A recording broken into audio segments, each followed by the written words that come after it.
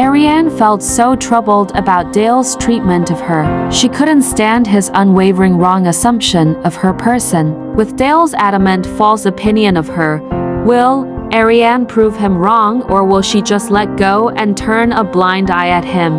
Ariane was so annoyed and angry. She never expected this kind of scenario. Although she felt uneasy when she came to know of Dale's joining his brother and her working for both of them, she thought there wouldn't be any problem working with Dale. Past is past, she said.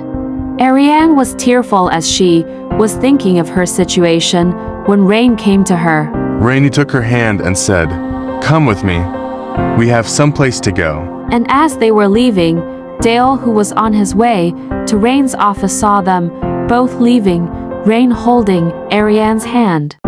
Hey, where are you lovers going? So, she was not only your assistant but your girlfriend too, eh? You're leaving this early? Retorted Dale. Ariane swiftly took her hand from Rain's grasp. "What are you talking about? Can't you say something without being rude? I have an appointment to make," and Ariane almost forgot because of your rude behavior. "We're leaving." Rain and Ariane walked out of the building. Then he said, "Let's cross to the other side." Ariane was confused, so she asked, "But where are we really going, Rain? And why are we here at the park? Who are we going to meet here? What I know is, you don't have any appointments today." "Yes, that's right. I want you to have a breather because you seem distressed on Dale. I've been wondering when and how did these conflicts started between the two of you. I have to know so we three can resolve this. This can't go on and on, you know." Rain stopped by at a coffee stand, and both took a seat, as Rain was eager to know and ready to listen. Ariane's face shifted from a relaxed smile to a soft look of sadness. Then she began. "It started when I was in preschool. Dale became my classmate. Whenever we were grouped together during playtime, he already showed his dislike for me.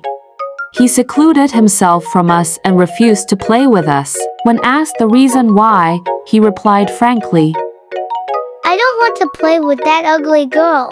She ruins my day." From that day on, he always make me cry, and he told some of my classmates not to play with an ugly girl. He threatens them with his fist if they will disobey him.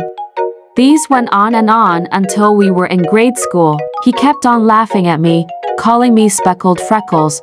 One time, my mom took me to the playground to play. She told me to join some kids while she sat on the bench to chat with some mothers.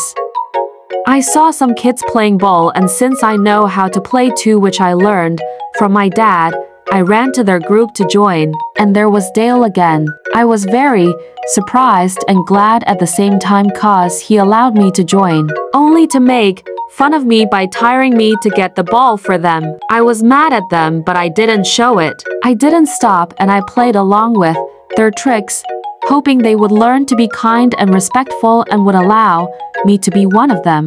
Then Dale said, "You really don't want to quit, do you? Can't you see? We don't like you here, ugly duckling. Go away. Find your own flock. Go. Away you go, speckled ugly duckling freckies."